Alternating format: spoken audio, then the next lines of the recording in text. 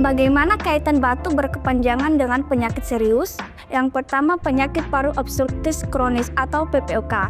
Batu kronis seringkali merupakan gejala utama PPOK yang mencakup pada bronkitis kronis dan emfisema. Penyakit ini biasanya disebabkan oleh merokok atau paparan polusi. Yang kedua, asma. Pada penderita asma, batu dapat menjadi salah satu gejala yang paling mengganggu, terutama pada malam hari atau saat beraktivitas fisik. Yang ketiga, TB paru atau tuberkulosis. Batu berkepanjangan terutama yang disertai dengan dahak berdarah bisa menjadi tanda TB atau gejala TB, yaitu infeksi paru-paru yang serius dan menular. Yang keempat adalah kanker paru.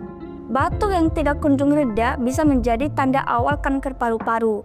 Gejala yang mungkin menyertai termasuk penurunan berat badan, nyeri dada, dan kelelahan. Yang kelima, refleks gastroesofagus. Itu biasanya dapat menyebabkan iritasi pada tenggorokan sehingga memicu batu berkepanjangan. Yang keenam adalah penyakit jantung. Batu berkepanjangan juga bisa berkaitan dengan kondisi jantung seperti gagal jantung, di mana cairan dapat terakumulasi di paru-paru.